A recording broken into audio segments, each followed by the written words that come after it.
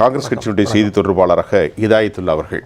இந்த சிஎஸ்ஐ சொல்லக்கூடிய கிறிஸ்தவ தேவாலயம் சொல்லக்கூடிய அந்த இது ரெண்டு இதுதான் அமைப்புகள். ரமேஷ், ஒரே ஒரு விஷயம், வக்ஃப் போர்டுக்கு 1 ஏக்கர் நிலம் கூட கிடையாது. இத பாஜக பொய்யா கட்டம் வச்சுட்டு 3வது இடம் சொல்லுது. எப்படி ஒவ்வொரு கோயிலுக்கு 5 ஏக்கர் 10 ஏக்கர் இருக்க மாதிரி ஒவ்வொரு வக்ஃபுகளுக்கு 2 ஏக்கர் 5 ஏக்கர் 10 ஏக்கர் மொத்தமாக இப்ப 9.4 லட்சம் ஏக்கர். போர்டு என்பது மேலாண்மை பண்றதான ஒழிய வக்ஃப் போர்டுக்கு 1 ஏக்கர் நிலம் கூட கிடையாது. இது பிஜேபி கட்டம் வச்ச ஒரு 3வது விஷயம். எப்படி இந்தியா முழுக்க ஒரே ஒரு விஷயம், இந்தியா முழுக்க 1.5 விழுக்காடு கூட வக்ஃபுகளுக்கு இல்ல. இப்ப கோயில்களுக்கு பாத்தீங்கன்னா நிறைய இருக்கு. கோயில்களுக்கும் தனித்தனி கோயிலுக்கு தான் இந்து மக்கள் அதிகம், இந்து மக்கள் அதிகமா இருக்கனால கோயிலுக்கு. அதே மாதிரி ஒவ்வொரு ஊர்லயும் வக்ஃபுகள் இருக்கு. அந்த வக்ஃபுகளுக்கு தான் இடமே ஒழிய வக்ஃப் போர்டுக்கு இடம் இல்லை. இத தவறா பிஜேபி கட்டமைச்சதுனாலதான் உங்களை போல நியாயமா உள்ளாலும் தவறா பேச முடியுது.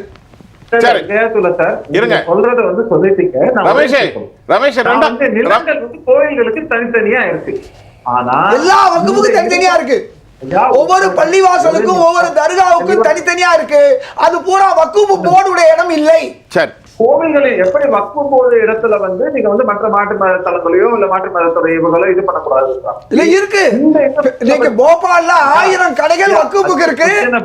அந்த 1000 கடைகள்ல 900 கடைகள் முஸ்லிம்கள் கிடையாது, முஸ்லீம் அல்லாதவர் தான் இருக்காங்க. இந்த தமிழ்நாட்டில் பல வக்ஃபுகள்ல முஸ்லீம் அல்லாதவர்கள் குத்தகைக்கு எடுத்திருக்காங்க. சார், அதே மாதிரி மயிலாப்பூர் கபாலீஸ்வரர் கோயிலுக்குள்ள இடத்துல முஸ்லிம்கள் கடை வச்சிருக்காங்க. அதே மயிலாப்பூர் குளத்தை கொடுத்தது கூட நவாபு, மயிலாப்பூர்லயும் முஸ்லிம்கள் கடை கொடுத்தது நவாபு. அதனால இந்து முஸ்லிம் சகோதரர்களா இருக்கக்கூடிய ஒரு இடத்துல நாம இந்த பிரிவினையை பாஜக உருவாக்குது.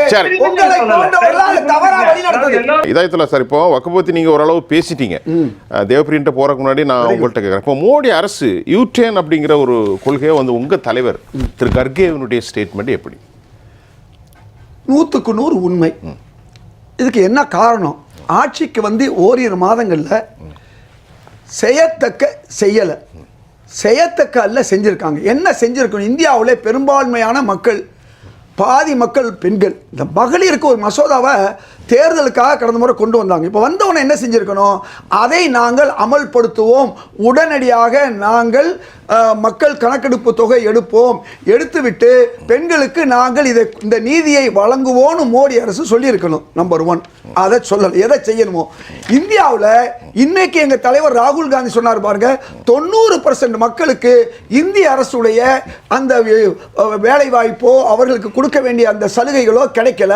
அப்போ அதுக்கு என்ன செய்யணும்னா, நீங்கள் சாதிவாரி கணக்கெடுப்பு எடுத்தீங்கன்னா இந்தியாவில் இருக்கக்கூடிய 90% இந்து மக்களுக்கும் ஒரு நீதி நியாயம் கிடைக்கும்னு சொல்லி இன்னைக்கு ராகுல் காந்தி சொல்கிறாரு. அப்போ அதை செய்ய வேண்டிய இந்த அரசு அதை செய்யலை. செய்யாமல் சம்மந்தமே இல்லாமல் ஒரு வக்ஃப் ஆக்ட்னு சொல்லி ஒரு பொய்யை கட்டமைச்சு கொண்டு வந்தாங்க. அது தப்பு கிடையாது. திருத்தம் என்பது தவறு இல்லை. 1933 திருத்தம், 1944 திருத்தம், 1997 இப்படி எல்லா திருத்தங்களையும் முஸ்லீம்கள் ஏற்றுக்கொண்டார்கள், இந்திய மக்கள் ஏற்றுக்கொண்டார்கள். 2013 திருத்தம். இந்த திருத்தம் எப்படி நடந்துச்சுன்னா, அந்த அரசாங்கம் என்ன செய்யும்? முஸ்லீம் தலைவர்களை கூப்பிடும், பார்லிமெண்ட் உறுப்பினர்களோட பேசி இப்படி செய்யலாமான்னு கேட்டுட்டு சட்டத்தை கொண்டு வரும். எதையுமே கேட்காம உங்களுக்கு இஸ்லாமிக் போர்டு இருக்கு. இப்போ ஒரு உதாரணம் நான் கேட்குறேன், நிதானமாக நம்ம பேசுவோம். தமிழ்நாட்டை எடுத்துக்கிட்டாலே வக்ஃப் போர்டு சொத்துகள் பல விஷயம் மிக கடுமையான முறையில் மாஃபியா கும்பல்களால் ஆக்கிரமிப்பு செய்கிறது. இதை நீங்கள் மறுக்கிறீங்களா இல்லையா? மறுக்க முடியாது உங்களால். நான் ஒரு நிமிஷம், பல இடங்களில் கோவில் சொத்துக்களும் ஆட்டையை போடுறாங்க. இது கடவுளின் சொத்து, கோயில் சொத்தாக இருக்கட்டும், மசூதியாக இருக்கட்டும், இதெல்லாம் பொது சொத்து. அப்படி இருக்கும்போது அரசு ஒரு சீர்திருத்தத்தை கொண்டு வரும்போது அதில் it would have a kind of the different conception இருக்கலாம், கன்ஃபேபுலேஷன் மேபி. நான் என்ன சொல்றேன், நீங்க போய் சென்ட்ரல் கவர்மெண்ட் ஒரு ராங் தாட்ஸோட ஏன் பார்க்கணுங்க? புரிஞ்சுக்கிட்டேன். நீங்க அப்ரோச் பண்ணுங்க. Should approach. ரெண்டையும் போட்டு குழப்ப வேணாம். அது வேற. கோயில் சொத்து குலநாசம், வக்குஃபு சொத்து வாரிசு நாசம். இது என்னுடைய புதுமொழி. மொத்தம் எல்லாமே கடவுள் நம்பிக்கை தானே சார்? கொஞ்சம் என்ன பேச விடுங்க. நீங்க கேட்டுட்டீங்க, நீண்ட நேரம் கேள்வி கேட்டீங்க. சொல்லுங்க. இது எல்லா மதங்களுக்கு எங்கெல்லாம் அயோக்கியர்கள் இருக்காங்களோ அயோக்கியர்கள் செய்யறாங்க. அது மத சம்பந்தப்பட்டதுல அயோக்கியர்கள் சம்பந்தப்பட்டது. இன்னைக்கு கூட மதுரை ஆதீனம் முத்தமிழ் முருகன் மாநாட்டில் பேசின ஒரு விஷயம், கோயிலுக்கு எங்களுக்கு வரக்கூடிய வருமானங்கள் குத்தையே எங்களை ஏமாத்துறாங்க. அது யாருன்னா பெரும்பாலும் வந்து எங்களை சார்ந்தவர்கள் அவர் சொல்லியிருக்காரு. அதனால எல்லா இது நடந்தது, நேற்று நடந்து சொல்றேன், முத்தமிழ் முருகன் மாநாட்டுக்கு வந்த ஆதீனம் சொன்னது. அப்ப பழனியில ஏமாத்துறவங்க இல்ல, அது ஒரு பக்கம். இப்ப நான் சொல்றது, பாஜக அரசு இந்துக்கள்ல ஒரு குறிப்பிட்ட சிலருடைய ஆதரவை பெறுவதற்கு, யாரெல்லாம் முஸ்லீம் விரோதமா இருக்காங்களோ பெரும்பாலானவர்கள் அப்படி இல்லை இந்துக்கள், அவங்களுடைய ஆதரவை மீண்டும் பெறுவதற்கு நாங்க பார்த்துங்க முஸ்லீம்களுக்கு எதிராக சட்டம் கொண்டு வரோம்னு சொல்லி கொண்டு வர்றாங்க. இதை எப்படி செஞ்சிருக்கணும்? உண்மையா கொண்டு வரா இருந்தா முஸ்லீம் தலைவர்கள்ட்ட, பாராளுமன்ற உறுப்பினர்கள் மற்றவர்கள்ட்ட கேட்டு இப்படி இப்படி மாற்றம் கொண்டு வரேன்னு கொண்டு வந்தா, ஏற்கனவே உள்ள வெள்ளை அரசு, அந்த கொள்ளை அரசுன்னு சொன்ன வெள்ளை அரசவே நம்ம மக்கள்கிட்ட கேட்டு செஞ்சாங்க. காங்கிரஸ் அரசு கேட்டு செஞ்சிச்சு. இவங்க கேட்டு செஞ்சிருந்தாங்கன்னா திருத்தத்தை யாரும் எதிர்க்க போறது இல்லை. ஒன்று. ரெண்டாவது, நீங்க இதை எடுத்துக்கங்க. இன்றைக்கு பென்ஷன் ஸ்கீம் எடுத்துக்கங்க. ஓபிஎஸ் நம்ம பொதுவாக தொலைக்காட்சியில் ஓபிஎஸ் இபிஎஸ் தான் பேசியிருக்கோம். இன்னைக்காவது ஒரு நிமிஷம் அப்படித்தான் பேசியிருக்கோம். இன்னைக்கு தான் உண்மையான ஓபிஎஸ் யூபிஎஸ் எல்லாம் பேசிக்கிட்டு இருக்கோம். யூபிஎஸ் அதாங்க என்பிஎஸ். கொஞ்சம் புரிஞ்சுங்க, நான் பேசும்போது மக்களுக்கு புரியும். என்பிஎஸ், ஓபிஎஸ், இபிஎஸ், அதாவது யூபிஎஸ், 3 பிஎஸ் இப்போ புதுசாக இருக்குது. பொதுவாக இந்த டிவியில் அதிகமாக நம்ம பேசுகிறது அந்த பிஎஸ் எத்தனை, அது இல்லை. இப்போ நான் சொல்கிறது என்ன செஞ்சுருக்காங்கன்னு சொன்னால், இன்னைக்கு யூபிஎஸ்சி எழுதுறாங்கன்னு வச்சுக்கோங்க, 37 வயசில் கூட எழுதலாம். 37 வயசில் ஒருத்தர் எழுதுறாருன்னு வச்சுக்கோங்க உதாரணமாக. அவருக்கு எப்படி 25 வருஷம், 60 வருஷத்தில் 58 வருஷத்தில் அவர் சர்வீஸை விட்டு போறாருன்னா 25 வருஷம் இருந்தால் தான் இந்த பென்ஷன் ஸ்கீம் அவருக்கு உண்டு அப்படின்னு ஒரு சட்டத்தை கொண்டு வரும்போது, இது யார் இருப்பாங்க? கல்வியில் பின்தங்கிய மக்கள், ஓபிசி மக்கள், எஸ்சி மக்கள் பெரும்பாலும் அதில் பின்தங்கி வருவாங்க. அந்த அடிப்படையில் இது பெரும்பாலான ஓபிசிக்கு, எஸ்சி மக்களுக்கு எதிரானது. இதை சரி பண்ணுங்க. இந்த 25 வயசுக்கு மேலே வந்தால் ஒரு ஸ்கீமு, 25க்கு கீழே ஒரு ஸ்கீம் கொண்டு வந்தாங்கல்ல, அதுதான் முக்கியமாக பேச வேண்டியது. இப்போ இந்த பென்ஷன் ஸ்கீமை பற்றி இன்னும் ரங்கராஜ் ரொம்ப தெளிவாக சொல்ல நான் அடுத்து வர்றேன். இந்த லேட்டரல் என்ட்ரி நண்பர் ரமேஷ் சேதுராமன் ஒரு நியாயமாக சொன்னார். நான் உள்ளபடியே அவரை நான் பாராட்டுறேன். இந்த நேரத்தில் இந்த லேட்டரல் என்ட்ரி என்பது ஆர்எஸ்எஸ் கார்களை அல்லது காவி மையத்தை அரசு அதிகாரத்தில் பூத்துவது. என்ன நடக்கும்?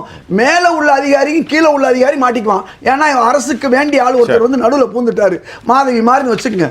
இது ஒரு பக்கம். இதுவும் வந்து அவங்க யூட்டர்ன் வாங்கிட்டாங்க. ஏற்கனவே சிஏயும் உங்களுக்கு தெரியும், அது வந்து கிடப்பில் கிடக்குது. நல்லா தெரிஞ்சுக்கங்க. பழைய மோடியுடைய 10 ஆண்டு ஆட்சி காலத்தில் எப்படி விவசாயிகள் பிரச்சனை இது ரிப்பீல் ஆச்சோ, அதாவது திரும்ப பெறப்பட்டதோ, அதே மாதிரி அவர்கள் கொண்டு வந்த பல சட்டம்.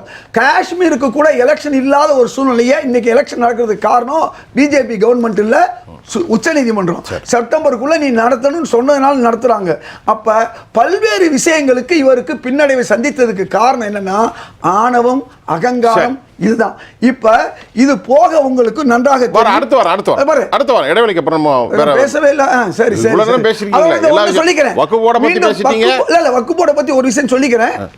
வக்ஃப் போர்டு என்பது அந்த போர்டுக்கு எந்த நிலைமை, எப்படி நம்முடைய கோயில் அறநிலையத்துறைக்கு ஒண்ணுமே இல்லை. எப்படி அந்தந்த கோயில்களுக்கு இடம் இருக்கு, அதை பார்க்கறதுக்கு அங்கே இந்து நண்பர்கள் இருக்காங்க, மேலாண்மை செய்யறாங்க.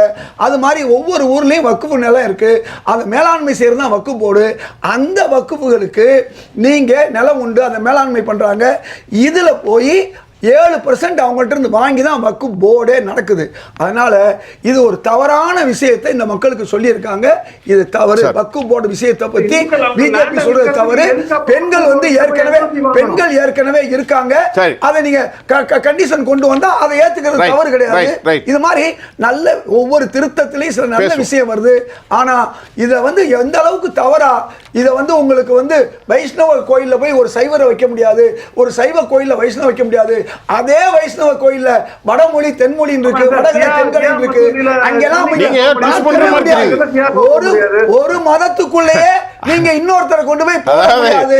ரங்கராஜ் அப்படி சார், இருக்கும்போது இதயத்துல பாய். நீங்க தேவையில்லாம சார். நாளைக்கு ஒரு அரசு வந்து முஸ்லீம்களை கொண்டு வந்து பழனி கோயிலுக்கும் திருப்பதி கோயிலுக்கும் போட்டா நீங்க ஏத்துக்க முடியுமா? சரி. அப்ப எப்படி இருக்கும்? அது மாதிரி தான் இது. ரைட். அடுத்தது இது மீன் இப்போ புது பென்ஷன் ஸ்கீம் இப்போ யூனிஃபைடு பென்ஷன் மாற்றிருக்காங்க. ஓல்டுலேருந்து நியூ போய் இப்போ யூனிஃபைடு ஐயா அதை தான் சொல்லிட்டு இருந்தார்.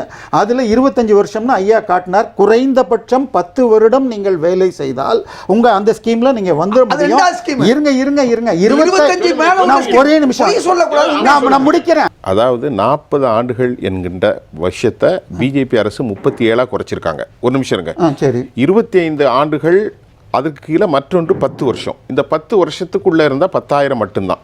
25 வருஷத்துக்கு அப்புறம் தான் அதனுடைய எலிஜிபிளே அவங்க ஆக போறாங்க. 25 வருடம் வந்தால் ஃபுல் பென்ஷன். 25 அண்ட் அபவுக்கு ஃபுல் பென்ஷன். இது எதுல சார் சுருக்கம்? ரொம்ப சிம்பிள். இந்த அரசு ஒரு இணக்கமான அரசோ விட்டு கொடுக்குற அரசோ இல்லை. வேண்டுமென்றே இந்த வக்குஃப் மாதிரி லேட்டரண்ட் மாதிரி கொண்டு வந்தாங்க. எதிர்ப்பு எங்கேருந்து வந்துச்சு? இந்த அரசாங்கத்தை காப்பாற்றுற திரு சந்திரபாபு நாயுடு, திரு நிதிஷ்குமார், சிராக் பஸ்வான் இவர்கள் எல்லாம் என்ன சொன்னாங்கன்னு சொன்னால் இந்த பில்லை நாங்கள் எதிர்ப்போம்னு சொன்னதுனால தான். வேற வழி இல்லாமல் நம்ம 240 இருக்கோம், இந்தியா கூட்டணி 234 இருக்குது. இந்த மீதி உள்ள ஆளை வச்சு தான் நம்ம ஆட்சியை ஓட்டுறோம். அதனால வேற வழி இல்லாமல் இந்த யூட்டர்ன் நடந்ததுலாம் வழி இல்லாமல் இல்லைன்னா ஆணவ அகங்காரம் வரத்தான் செய்யும். இது ஒரு பக்கம் இருக்கட்டும். இன்னொரு சொன்னார் சேதுராமன் அவர்கள் 1000 வருஷத்துக்கு முன்ன இடம்ல, அதாவது நிறைய இடங்கள் வந்து இந்து மன்னர்களே முஸ்லீம் வக்குஃபுக்கு கொடுத்துருக்காங்க. ராஜராஜ சோழன் குந்தவை மூலமாக திருச்சியில் கொடுத்த இடம் தான் நீங்கள் சொன்ன இடம். அதில் இவ்வளோ வருஷமாக கோயில் இருந்தால் கூட அதை பற்றி முஸ்லீம்கள் கவலைப்படலை. அந்த கோயிலை சுற்றி உள்ள இடத்த குத்தகைக்கு எடுத்தவங்க பூரா இந்த கோயிலை காமிச்சுக்கிட்டு இந்த இடம் எங்களுக்கு சொந்தம்னு சொல்லும்போது தான் அங்கே பிரச்சனை வந்துச்சு. கோயிலுக்கு எதிர்ப்பு கிடையாது. எத்தனையோ கோயில் இடங்களில் மசூதிகள் இருக்குது, மன்னர்கள் கொடுத்த இடங்கள் இருக்குது. நவாபு, நான் ஏற்கனவே சொன்ன மாதிரி நவாபு கொடுத்த மயிலாப்பூர் இடம் இருக்குது. திருவெட்டி கோயிலுடைய சொத்துக்கள் பூரா நவாபு கொடுத்தது. இந்துக்களும் முஸ்லீம்களும் அந்யோன்யமாக வாழ்றாங்க. ராமநாதபுரத்தில் ஏர்வாடிங்கிற தர்கா இருக்கு, சேதுபதி மன்னர் கொடுத்திருக்காரு. இப்படி பல முஸ்லீம்கள் இந்துக்களுக்கு கொடுப்பதும் இந்துக்களுக்கு முஸ்லீம். ஏன்னா இங்க இருக்கக்கூடிய முஸ்லீம்கள் ஆப்கானிஸ்தானத்திலிருந்தோ அரபகத்திலிருந்தோ வரல. எங்கிருந்து வந்தாங்க? இந்த ஊர் தான். சேதுராமனுக்கு சொந்தக்காரன் இருக்கக்கூடிய நாங்க தான் கட்சி மாறுற மாதிரி மதம் மாறி இருக்கோம். இவ்வளவுதான். வேற யாரும் இந்த நாட்டில் புதிதாக யாரும் இல்லை.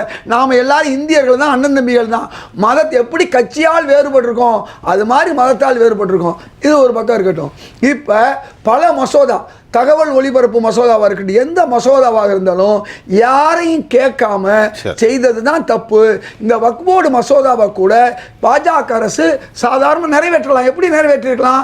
முன்கூட்டி பேசணும். பல மசோதாக்கள் பின்னடைவை சந்திப்பதற்கு என்ன காரணம்னா ஆணவ அகங்காரம். எதனால நான் கொண்டு வருவேன், அது சிஏஏ மாதிரி கொண்டு வருவேன்னு சொன்னதுனால தான், விவசாய சட்டம் மாதிரி கொண்டு வரனால தான் சில இது கிடப்புல இருக்கு, சில இது உடப்பாகி போச்சு. இதுதான். இது அடப்புல வராமல் இருக்கிறதுக்கு நீங்க உங்க எண்ணத்தை தடுப்புல கொண்டு வரணும். நான் தான் எல்லாம் அப்படின்னு வரக்கூடாது. இப்ப ஏற்கனவே நீங்க இருக்கிறது ஒரு கூட்டணி ஆட்சி. இந்த கூட்டணி ஆட்சியில வந்து இது போன்ற தவறுகளை செய்யக்கூடாது. ஒன்னே ஒன்று சொல்லி முடிச்சுக்கிறேன். இந்த வயசு சொன்ன பாருங்க 37.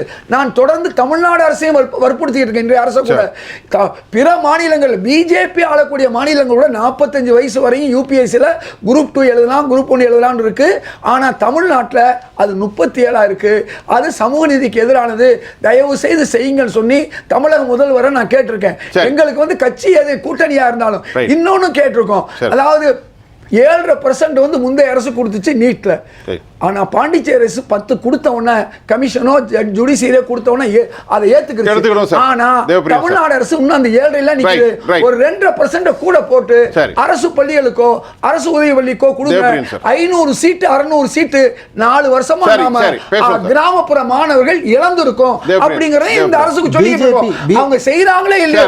திமுக அரசாக இருந்தாலும் காங்கிரஸை பொறுத்தவரை தவறு என்றால் ஒரு விஷயம் சார், லேட்டரல் என்ட்ரியே வந்து கொண்டு வந்ததே காங்கிரஸ் தான். கரெக்ட்.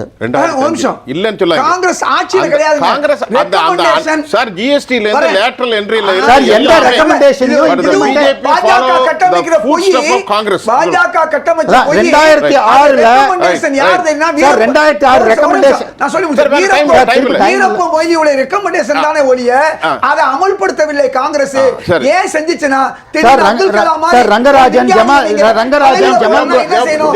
ஒரு சில நீங்க ஒரு வகுப்பினருக்காக Right, right. ஆர்எஸ்எஸ் சார்ந்த வகுப்பினர்களை வந்து உள்ள கொண்டு வர்றதுக்கு இந்த லேட் ரிலே கொண்டு வந்தீங்க. அதை தடுப்பதுதான் சார், ராகுல் சொல்லுங்க சார், காந்தியோட Devapriyan. One rank one pension கொண்டு வந்த காங்கிரஸ் சொல்லி விட்டு இம்ப்ளிமெண்ட் பண்ணாதது இவங்க GST கூட காங்கிரஸ் இல்ல, தான். ஆனா அநியாய GST சொல்லுங்க, கொண்டு வந்தது சொல்லுங்க, நீங்க. சொல்லுங்க. சார், கொண்டு வந்ததை implement சார், பண்ணது அவர் பேச முடியுங்க சார். சார், எல்லாத்தையும் சார், அவர் கொண்டு பேசட்டும் சார். வந்தாங்க. சார், அவர் தேவப்பிரியன் பேசட்டும். தேர்தல் தேவப்பிரியனுக்கான நேரம். ஆனா, சார், நீங்க தேவப்பிரியனுக்கான நேரம். காங்கிரஸ் சொல்லிச்சுன்னு சொல்லி Please, please. நீங்க மக்களை ஏமாத்தாதீங்க. சார், இது அக்ரிகல்ச்சர் இதை பொறுத்த வரைக்கும் எம்.எஸ். சுவாமிநாதன் அதானிக்காக ரிப்போர்ட்டை வந்துச்சு. எம்.எஸ். சுவாமிநாதன் ரிப்போர்ட்டை காங்கிரஸ் செய்யல, மண்டல் கமிஷனை அது காங்கிரஸ் எல்லாத்தையும் செய்யல, நீங்க பண்ணிருக்கீங்க. மொய்லி ரிப்போர்ட் இல்ல. இது 26 லட்சம் கோடி கடன் அவ்வளவுதான், நேரம் தள்ளுபடி முடிஞ்சது. பண்றவங்களுக்கு சார், 2 லட்சம் கோடி பென்ஷன் கொடுக்க கூடாதா? நேரம் முடிஞ்சது. 26 லட்சம் சார், நேரம் கோடி முடிஞ்சது. கடனா தள்ளுபடி ஒரு 10 பண்றீங்களே, செகண்ட் தான் இருக்கு. ஏன் கொடுக்க கூடாது? சார், வரியா தள்ளுபடி இல்ல 14 சார், லட்சம் கோடி தள்ளுபடி தள்ளுபடி இல்ல சார், பண்றீங்க. தள்ளுபடி இல்ல, அதையே நீங்க சார், வந்து தள்ளுபடி அல்ல, கொடுக்க அது கூடாது. ஒத்துழைப்பு தான். ஒரே வசூல் நிமிஷம், 10 செய்யணும். செகண்ட் தான். உங்கள் அனைவருக்கும் நான் உள்ள பூர்வமான நன்றி தெரிவித்துக் கொள்கிறேன். மீண்டும் மற்றொரு களத்தில்